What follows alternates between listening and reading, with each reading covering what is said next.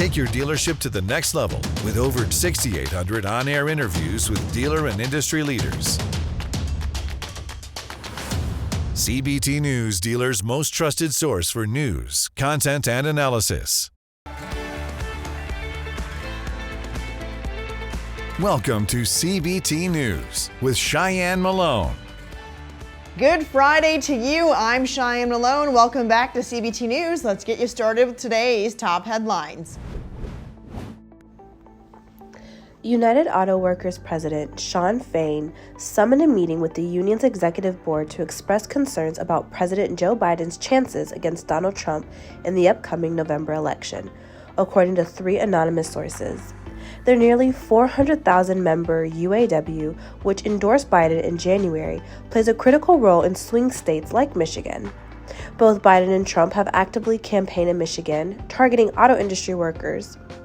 Despite repeated rebukes of Trump, Fain and the union are reconsidering their stance.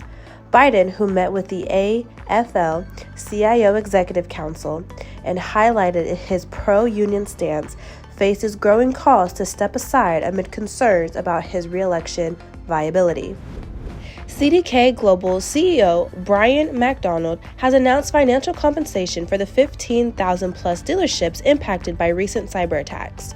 The attacks disrupted the company's dealership management systems across North America for 2 weeks. McDonald assured dealerships of financial relief and free cyber resilience training tools.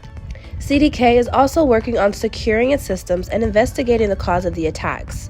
Suggestions have been made to provide a credit equivalent to 3 months of services to all affected dealerships as fair compensation.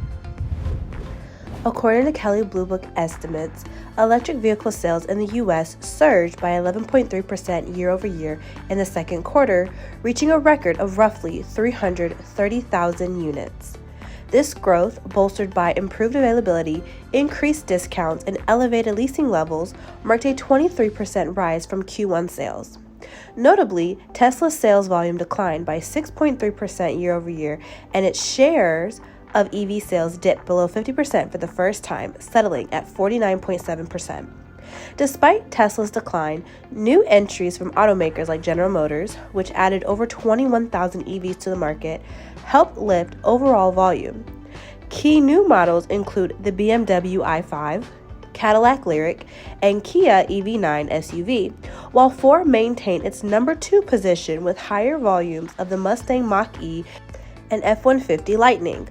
EVs accounted for 8% of total new vehicle sales in Q2, up from 7.1% in Q1 and 7.2% in Q2 last year, indicating intensified competition and price pressure in the market. The 2024 hurricane season started with Hurricane Beryl, which resulted in significant damage and casualties in Texas, Grenada, Venezuela, and surrounding areas. Keating Automotive Group, operating 30 dealerships across Texas, faced disruptions due to a cyber attack and the hurricane. While CDK Global cyberattacks disabled their dealership management system for nearly 2 weeks, Hurricane Beryl struck on July 8th, causing severe damage and power outages, particularly in their 11 Houston area dealerships. With 3 locations still closed due to power outages, owner Ben Keating expects a substantial impact on July profits. Don't go anywhere. We'll be right back with Dennis Gingrich, Sales and Finance Director at the Nilo Company, to discuss what he is seeing in terms of vehicle affordability in today's market. Take your dealership to the next level with over 6,800 on-air interviews with dealer and industry leaders. CBT News, dealers' most trusted source for news, content, and analysis. Are EVs more or less affected by these pricing pressures compared to traditional vehicles? Well, from what I've seen, the repairs I know I've read quite a bit about, and we actually internally, we have a labor rate that's substantially higher for EVs. It does take a skilled technician to work on those vehicles. Sure. There's a lot of training. There's also a lot of risk that goes along with working on an EV. So. We're just seeing those repair costs are going up. And then, in those articles, just the overall reliability. it isn't quite there yet, and I think that goes along with anything new, right? We've been making engines, transmission, and axles for over 100 years. EVs aren't quite that old. So, I think we'll continue to see, improvements in that area. But in the short term, we definitely have to be aware of, the cost of repair in the long term to talk about the customers. Sure, sure. And then what about insuring EVs? Is that something you hear a lot about the cost of insurance these days? It's gone up. That's added actually to the inflation rate in a very big way. It's contributed, the high cost of insurance has contributed to the inflation rates that we're seeing. But what does it look like when it comes time to insure EVs?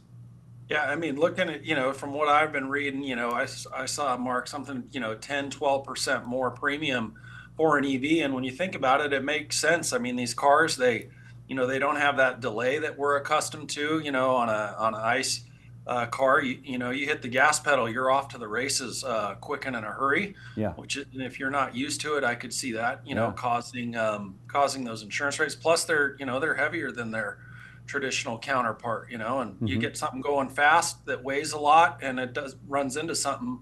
It's not a good equation for being able to repair, and plus, just to repair them, it's significantly more expensive than an ICE engine car. Sure. Well, that does it for us today. But remember, it is easy to stay up to date with the most recent news and trends influencing the retail automotive industry. All you have to do is follow us. We're on TikTok, LinkedIn, Facebook, and X, formerly known as Twitter. I'm Cheyenne Malone. Thanks so much for watching. CBT News, your #1 resource for auto industry news and content.